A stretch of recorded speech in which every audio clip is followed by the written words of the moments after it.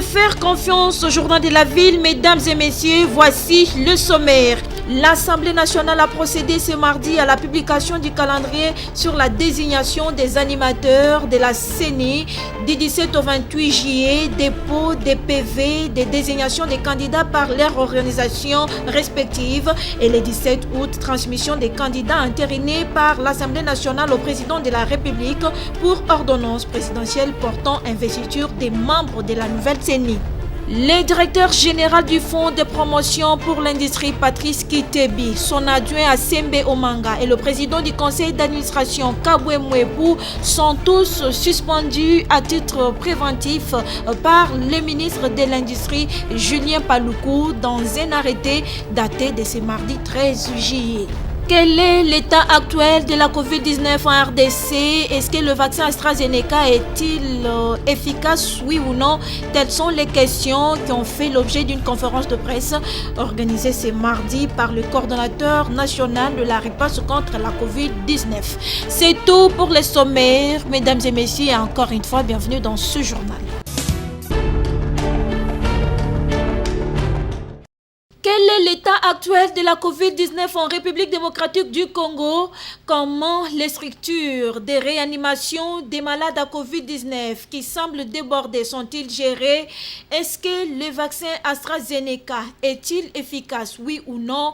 Telles sont les questions posées par les journalistes au coordonnateur national de la riposte contre la COVID-19, le professeur Jean-Jacques Mouyembe, au cours d'une conférence de presse organisée ce mardi 13 juillet à Kinshasa. Pour contrôler la pandémie de la COVID-19, il faut se faire vacciner, rassure le professeur Mouyembe, coordonnateur national de la riposte contre la COVID-19.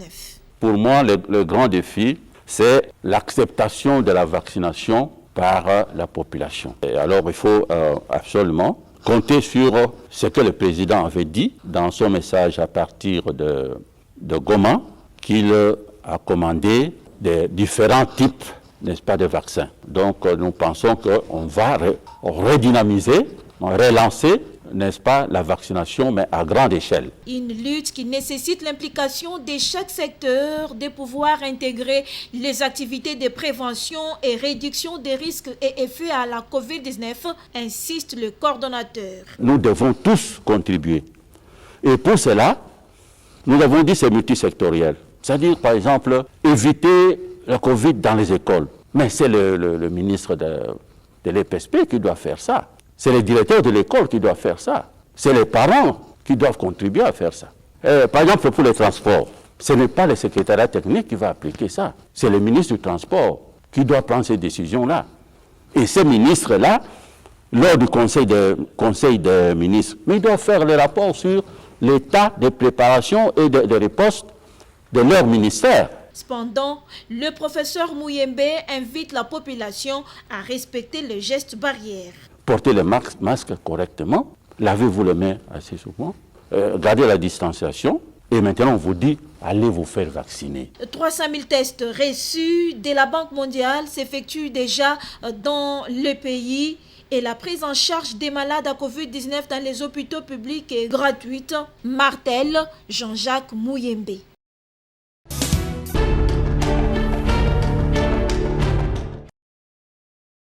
C'est dans les soucis de conscientiser toutes les couches de la population et les gouvernements congolais que Michel Kabongo Seya, ingénieur en exploration et production, a organisé ce mardi 13 juillet à Gombe une conférence de presse autour du thème « La COVID-19, occasion rêvée de reconsidérer le secteur oublié, les hydrocarbures, un levier majeur pour l'émergence de la RDC ».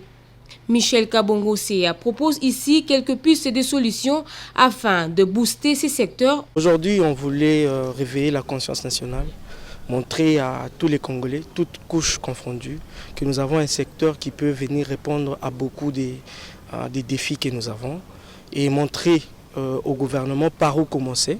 Pour booster le secteur des hydrocarbures en particulier, le gouvernement doit reconsidérer sa politique actuelle et mettre d'abord les hydrocarbures au cœur de son action. Que ce soit toutes les énergies de tous les gouvernements, toutes les énergies doivent être dirigées vers les hydrocarbures. Qu'on arrête de commencer des histoires à la va-vite. Il faut créer une bonne cellule technique qui va s'occuper de la politique sectorielle.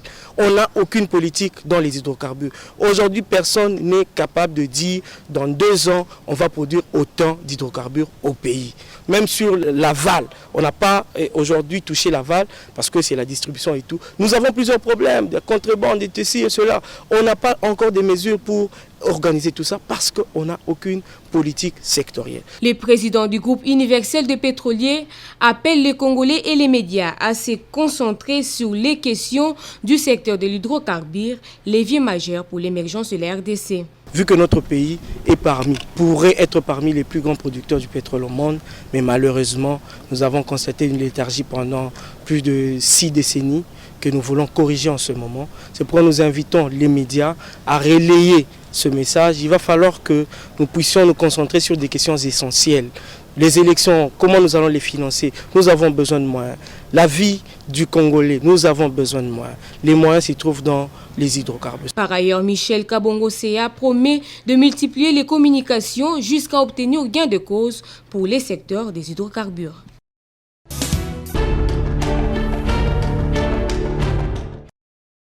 Promulgation de la loi portant organisation et fonctionnement de la Commission électorale nationale indépendante, Dieudonné Mouchagaloussa, coordonnateur du panel des experts de la société civile, encourage et félicite le président de la République, Félix Antoine Tshisekedi Tshilombo. Nous encourageons, nous saluons, nous félicitons le président de la République le fait d'avoir promulgué cette loi parce que finalement ça donne l'espoir que l'équipe va être installée et que les élections peuvent avoir lieu en 2023 conformément à la constitution de notre pays. Maintenant que cette loi est promulguée, une autre étape est attendue, explique Dieudonné Mouchagaloussa.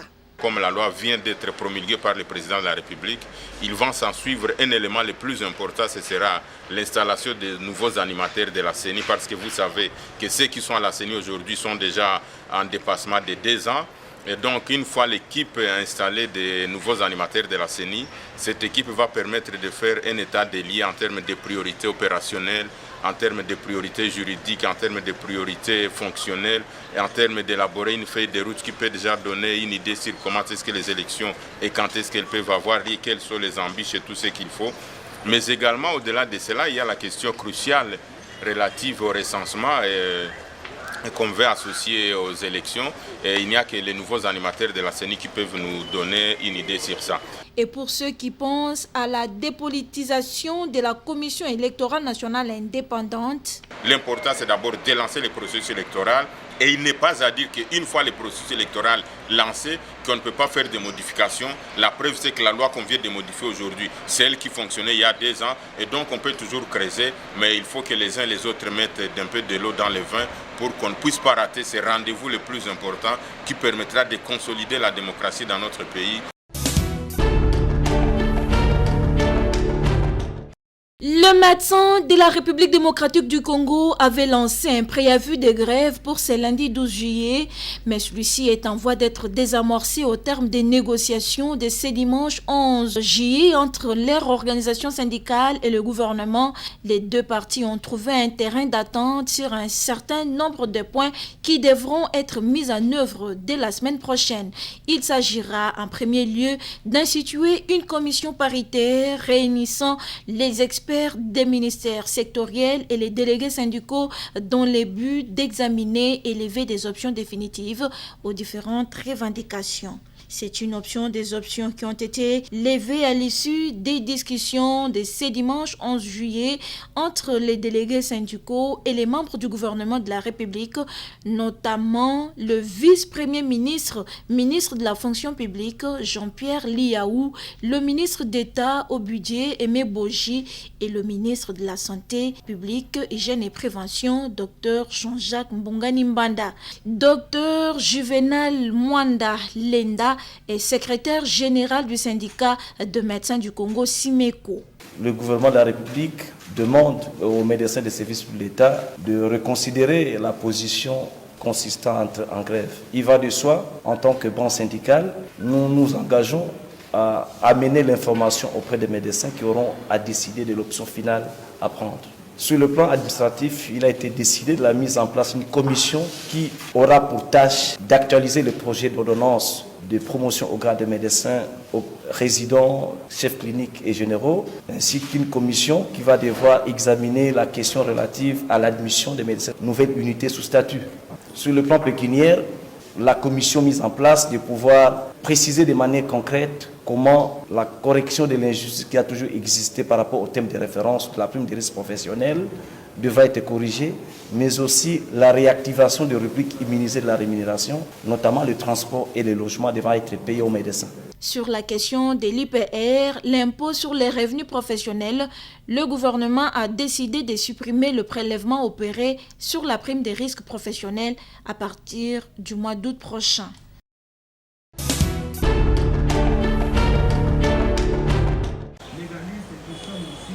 L'opération Kinbopeto se poursuit dans la ville de Kinshasa et le bourgmestre AI Daniel Wangu ne ménagera aucun effort pour assainir et rendre la commune de Lingwala propre, telle à l'époque de Saint-Jean. Samedi 10 juillet, Daniel Wangu, l'homme du terrain, s'élève de bonne heure ensemble avec toute son équipe de la brigade Kinbopeto, sillonne tout Lingwala, quartier après quartier, avenue après avenue, pour couper les herbes, ramasser et balayer, comme le démontrent ces images devant l'église du Centenaire sur 24 novembre, qui a été passée au peigne fin dans le cadre de l'assainissement.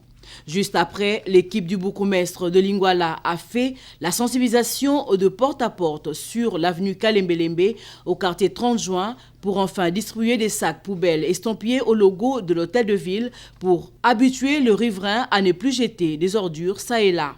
Très contente du service, une dame a proposé à l'équipe de Daniel Wangu d'interdire l'utilisation de bouteilles et sachets plastiques afin de réussir cette opération. Tant que vous n'avez pas encore terminé à mettre fin au papier, aux bouteilles en plastique, au pire, en tout cas, Kinshasa sera toujours trop sale. Ici, c'est la capitale. Mais une fois, regardez même Goma. Dans le même ordre d'idées, les résidents de Lingwala sont satisfaits de la gestion et des actes posés par leur bourgmestre car il y a réellement la différence. En tout cas, je sens ça est bien. Vraiment, lingi salité, lingi bopeto, azolandela, so akuti salité sika ba mama bolongo la salité ba kolongo la bazo bongisa vraiment lingba comme propre. Ça kolongo la ba salité, lingi ba désordre té, lingi kuluna té, lingi ba trouble té. Vraiment, en tout cas, c'est alors que juste après, un camion est passé pour l'évacuation des immondices. Notons aussi que quelques mouvements associatifs, dont AGDEP et DASCO, ont prêté main forte à la brigade d'assainissement de la commune de Lingwala.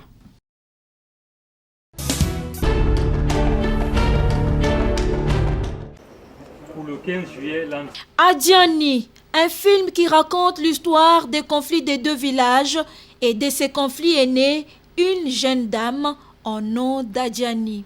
Tourné en République démocratique du Congo, précisément à Kinshasa et à Mwanda, le film Adjani est réalisé par Julio Lolo Dibas et produit par Nancy Adjani Ngelekwa. Ce long métrage d'environ 70 minutes éveille et conscientise les gens d'éveiller sur les us et coutumes, expliquent les acteurs. Dans notre culture, ces genres d'histoires existent. Nous avons toujours tendance à négliger nos coutumes, comme on dit. Il y a la prière, mais dans ce film, nous ne voulons pas vraiment faire un malentendu entre la religion et la coutume.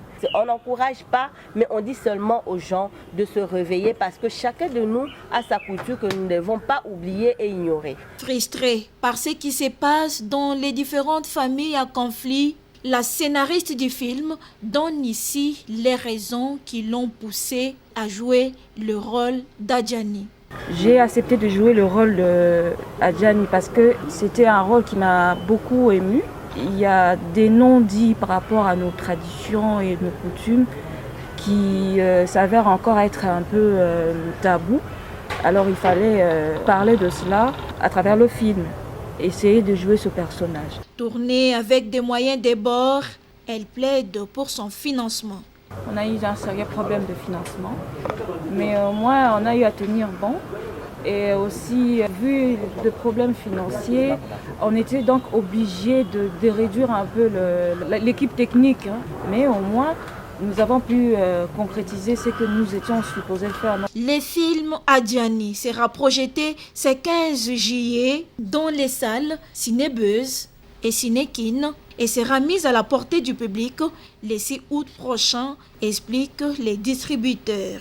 Pour le 15, on aura des invités. Mais le film va sortir encore pour un large public à partir du 6 août. Donc ça, ce n'est qu'une avant-première pour essayer un peu de mettre l'eau dans la bouche. Adjani, un projet qui a juste commencé par une photo, mais devenu un film aujourd'hui, aux Congolais de les regarder pour s'en rendre compte.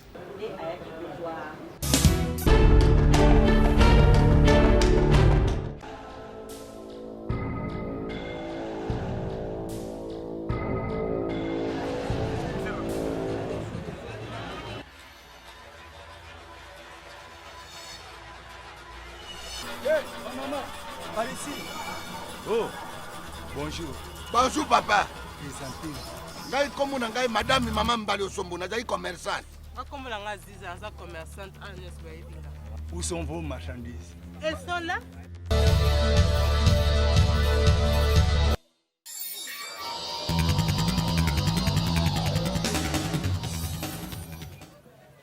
Désolé.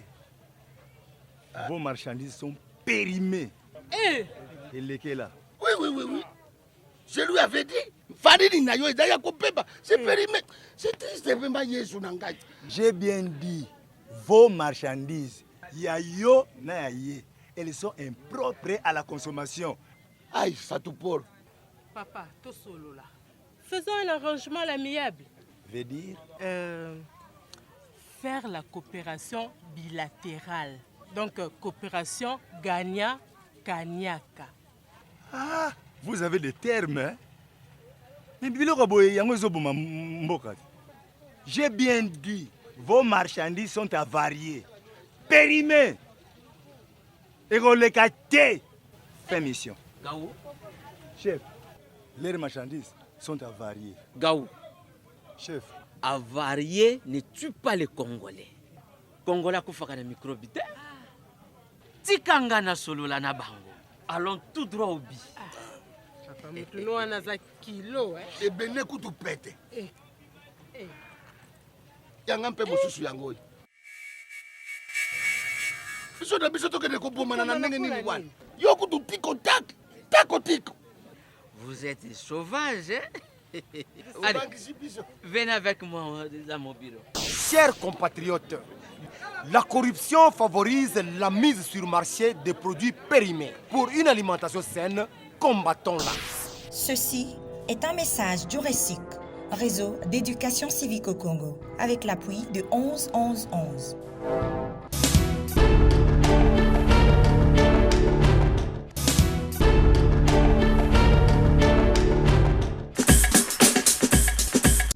Nous sommes arrivés à la fin de ce journal de la ville. Mesdames et messieurs, merci de l'avoir suivi. Le prochain rendez-vous est fixé pour ce mercredi et d'ici là, portez-vous bien.